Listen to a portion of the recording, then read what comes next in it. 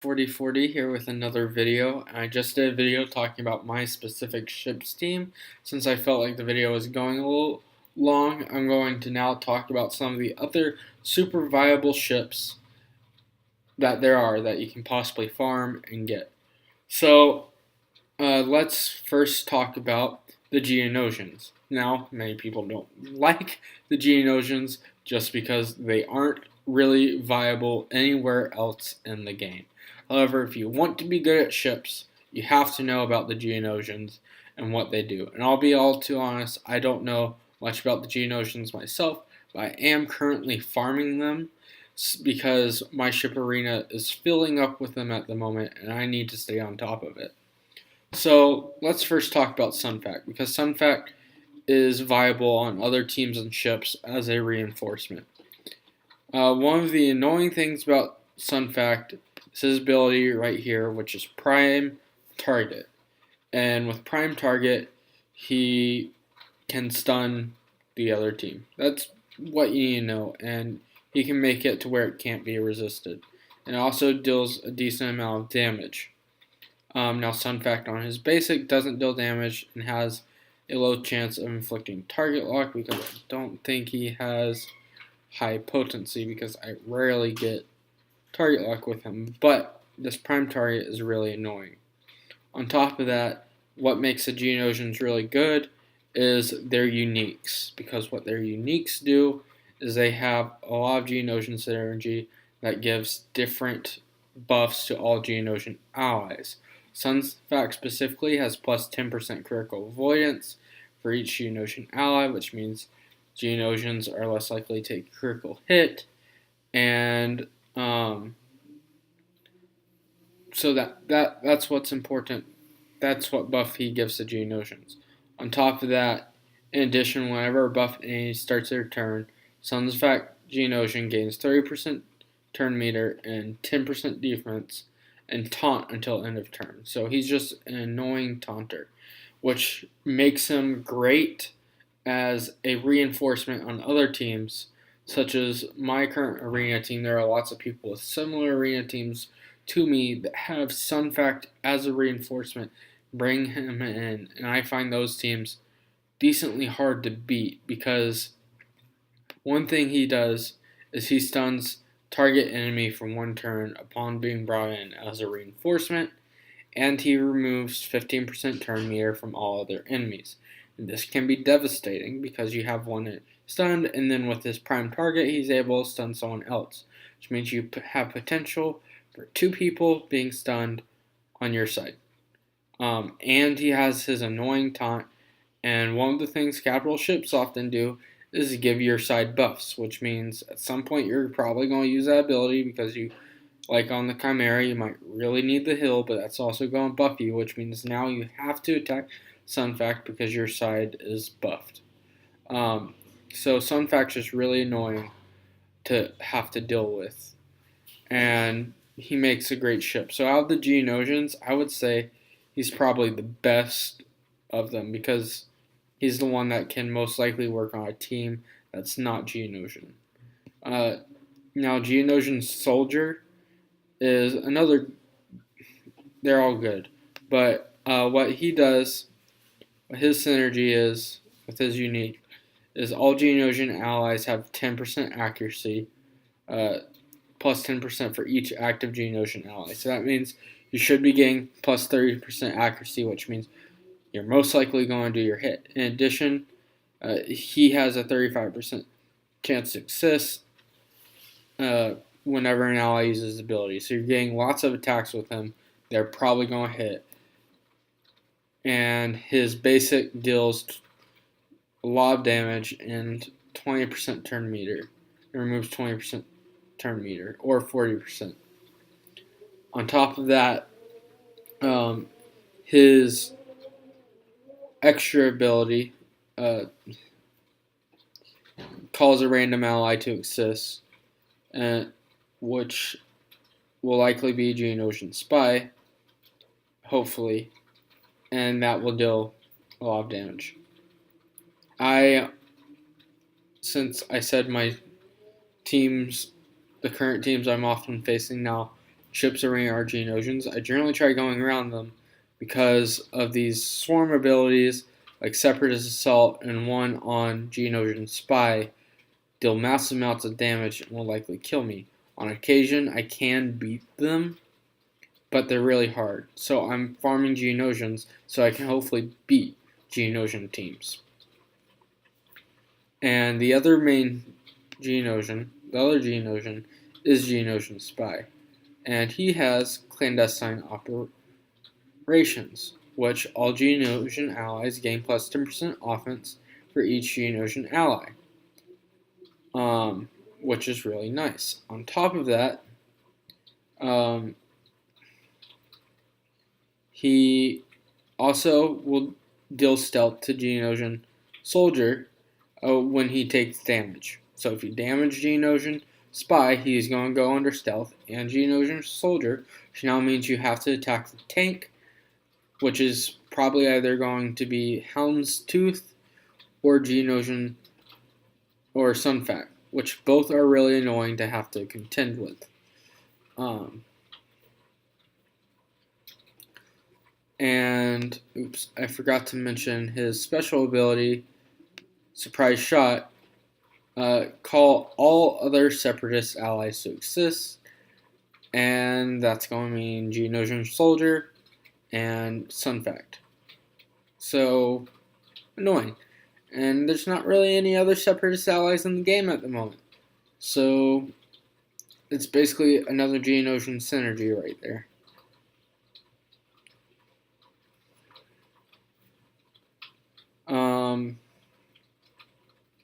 So those are the Geonosians. Now, if you have Geonosians, the two capital ships you'd want to look at are either Executrix or Home 1. Some people do use Chimera, but the normal ones are Executrix or Home 1. I know that Home 1, from people who analyze ships, is generally considered to be better on attacking, because Home 1 has this band together, which whenever an ally attacks out of turn, you gain protection up, and they have 50% critical damage. And your Geonosians, as we saw earlier, are going to be attacking out of turn a lot with, or a decent amount at least, with Geonosian Soldier and Geonosian Spy's unique abilities here. Character abilities, Surprise Shot, and Separatist Assault. So that's just one thing to be aware of with Home 1, and one of the things I think that people generally consider him the better attacking ship. However, Executrix is going to be the better defensive ship. And one thing Executrix does is he has this ability here, Executive Aura. All allies gain 30% turn meter and offense up, which for a team made of two attackers is really nice. You're able to go through quicker. Also gives potency up and defense penetration up, which means you're dealing even more damage. One of the other things to consider with him is he has this victory at all costs. Allies gain 20% offense for each debuffed enemy, doubled for Empire allies. Also, allies also gain 20% turn meter whenever a ship is destroyed. And reinforcements gain retribution. That retribution can be really annoying, and what you're probably going to do is some of your reinforcements are going to be Empire characters, like Darth Vader's TIE Advance. Because now Darth Vader's TIE Advance is going to get retribution, and his Darth Vader's TIE Advance already deals massive damage on his basic, and deals target lock, which means you're now going to be able to spread target lock, and you're just killing people faster, which means you're getting turn meter. So you will probably on your Geonosian team have Darth Vader's TIE Advance and maybe one or two other Empire ships as backups like TIE Reaper. Executrix also just has his Imperial Assault, which basically wins you the battle if it goes off because it deals lots of damage 12 times and target locked enemies are stunned. But generally, the stun thing doesn't matter because no one survives through it. It's very rare I've been able to survive one myself. Basically, have to have a lot of ships out when that happens, with plenty of health for you to be able to survive an Imperial Assault. And the heavy ion can be annoying because it deals ability block and can expose enemies. But he's just overall better defensively because Home 1 relies more on you controlling it yourself, while Executrix just has these various abilities that kind of defensively work together better and don't rely on the computer being able to make correct decisions. Now, some other just general ships that are considered great are as follows. The Phantom 2, or the Phantom. First off, you have to have this to get the Chimera, and it has good characters like Ezra and Chopper and Sabine. Ezra especially for a Jedi team, which is good for Sith raid. But what's generally considered with the Phantom 2 here is its reinforcement ability and this ability right here called Maximum Impact. And what its reinforcement does, one of the big things with its reinforcement, has it basically reduces the cooldown of the next call reinforcement on your capital ship. The cooldown of that is 2, so if it reduces it down to 1, that means the very next turn you'll also be able to call in another ship. And the ability of calling in more ships is great because one thing you want to do and will almost always win you the battle is having more ships than the opposing side. So getting out that extra ship is one of the clutch things about the Phantom, and why I personally just took his ability for Covert Strike to max. But I need to work on getting the characters a little more before I start using him normally. Also, Maximum Impact's great because this ability can deal up to 100k in damage, I believe, and it can grant allies critical chance. But the damage is the big thing. It has a 3-turn cooldown, which means you'll probably be able to use it 2 times at least, as long as they don't target your Phantom directly, which can be killing. It has some other good things about it, but those are really the 2 things you'd want to know going into the Phantom. And again, they're just good characters. Now, if you want to consider the Phantom, I don't know the Ghost that well. I really need to look at its kit, so let's do that now. But the Ghost is also generally considered a decent ship, especially so you'd want to have the Ghost probably in reinforcements alongside the Phantom. One of the things I personally like about the Ghost whenever I use it is this ability here, Static Jammer. The Ghost can target other ally, they gain stealth, and then target ally and 2 rebel allies call to assist, which means you're able to deal quite a bit of damage to the other side. So it's basically one of those attacks like Cody's special ability where he calls in all other clones, calls in a lot of other rebel allies to come in and attack. And just because I don't know it, well, I'm going to read over its other abilities. I know it has some synergies with the Phantom, which is why you generally want it alongside the Phantom. So you deal physical damage to target enemy on its basic. If the Ghost is stealth, this attack is guaranteed to be a critical hit. So that's nice. You'll be able to deal a decent amount of damage there. Then since they're Scrambler, it's unique. All enemies have minus 25% potency. Whenever an enemy debuff is resisted by an ally, Ghost inflicts speed down on that enemy for 2 turns, which again, speed is generally the name of the game in SWGOH, so that hurts. And this effect can't be resisted. Additionally, while Phantom 2 is present, the Ghost cannot be target locked, and a lot of teams rely on target lock synergy, so not being target locked is really nice. When Phantom 2 is defeated, Ghost gains protection up for 2 turns, 100% defense until end of battle. And so the Phantom will then act kind of like an old Ben and give the Ghost a couple of buffs when he's defeated. And then Reconnaissance is its reinforcement ability, which inflicts critical chance down on all enemies for 2 turns and inflicts target locked on enemies to suffer from Ghost critical chance down, which can't be evaded or resisted. So that's nice. More target lock on fill is always great, and critical chance down, they're just more likely not to hit you for more damage. Now, the next 2 ships I'm going to talk about real quick are Cassian G-Wing and Biston G-Wing. And these are going to be your Rogue One characters, which can be helpful in territory battles.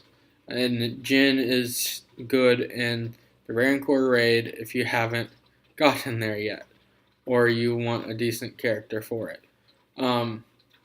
Now, Cassian G-Wing, or is it Bistons? One of the two is generally compared to the TIE Advanced and generally considered a better version of it. I'm just going to go through both of these real quick and again read its abilities just like I did because I don't know either of these ships that well, but I do plan on gearing up their characters sometime soon in the next 3 or 4 months in the future because I want to be able to access their ships and use them more effectively in ships. So the basic here for Cassian G-Wing deals physical damage to the target enemy and gain 15% turn meter. Target lock, and on target lock it gets double the turn meter gain. So that's nice. Getting turn meter just speeds up your ability to get to your next attack and use your next ability. On its unique, Cassian G-Wing has a plus 60% counter chance. While Cassian G-Wing is active, all allies have plus 25% critical avoidance, plus 25% defense when attacked by target lock enemies. These bonuses are also doubled for rebel allies. So what that's going to do is Cassian G-Wing will be able to attack back, hopefully getting some of that turn meter because you put target lock on the other side. With the target lock synergies that exist in so many teams. And then you're taking less damage with the critical avoidance and defense. Now, its reinforcement ability is it dispels all buffs on all enemies. So that's going to hurt. If they just use their Thrawn special ability that healed and puts offense on their TIE and they just brought out Boba Fett, you're going to ruin their day. And then you'll inflict offense down so they're now dealing less damage and defense down on target enemy. So you probably want to do that on an attacker so you can then take it out of the battle real quick. And that can't be evaded or resisted. Then on one of its crew abilities, it deals special damage to target enemy and call target ally to assist. Both attackers have a 30% critical damage. If the assisting ally is a rebel, these attacks are guaranteed to be critical hits. So it says just calling another ally to assist while dealing damage itself, which is always good in ships because the more damage output you have, the better. And then it just down here just has a way to dispel debuffs on target ally and grant both them and Cassian G-Wing stealth, which the stealth can have synergy with other teams like Scimitar. And if any debuffs were dispelled, Cassian G-Wing and target ally gain 25% turn meter, doubled if target ally is rebel. Turn meter again, always great. If target enemy had any buffs, remove 30% turn meter, and inflict target lock.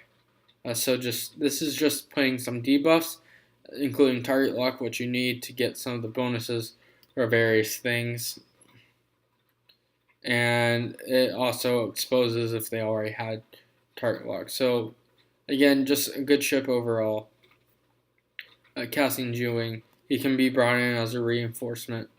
And then Biston, this is one that I believe is compared to TIE Advance. So let's just take a quick look at this, and then I think I'll call that for this video.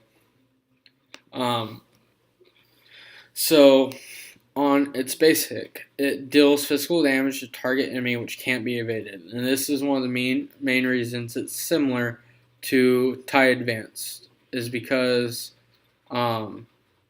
it can't be evaded, and that can easily take out a TIE fighter, which is really nice. And then if Biston's U-Wing is stealth, this has plus 20% critical damage and ignores defense, so you're getting lots of extra damage from that plus 20% critical damage and ignoring the defense, which means you're dealing true damage to that target. And you can possibly inflict tenacity down, which means the other side's less likely to put debuffs on you. And then it's unique. While Biston's U-Wing is active, whenever an ally scores a finishing blow, that ally gains 15% turn meter. So that's decent. And if it's a rebel, Biston also gains. That's decent. I think TIE Advance is a little better because it's more, you're hitting a target lock enemy, you're getting the turn meter. But hopefully you're dealing some finishing blows, and that just gives you the advantage in battle. Quad thrusters, which is reinforcement ability, probably you might be using it as a reinforcement or one of the main things on your team, just like with TIE Advanced in my personal arena team. You enter the battle, Biston's U-Wing gains stealth for 3 turns, calls a random ally to assist. So you're getting stealth, which has some synergy with its basic, and you're calling ally to assist. Now the Biston crew ability inflicts target lock on target enemy for 2 turns, which can't be evaded or resisted. So target lock's always great in this game because there's so much synergy, just like the breach ability with bounty hunters. And then Biston's U-Wing gains stealth for 2 turns and 30% turn meter.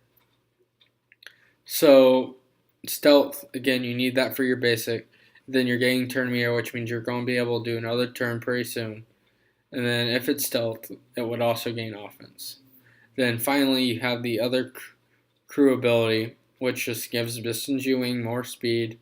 And whenever an enemy is target locked, random allies gain turn meter and advantage, which is nice because hopefully you're putting out target lock all the time, which means this, looking at that, I would say it's probably better than TIE Advance because you're getting 35% extra turn meter, which I think is higher than what you get with TIE Advance hitting target locked enemies, and you're gaining advantage. On top of that, whenever an enemy dies, you're also getting 50% turn meter there, which means that you'd have a lot of synergy there. And this time you don't have to rely on them already being target locked. You have to inflict the target lock. So that's pretty nice. I wanted to talk about some other stuff in this video.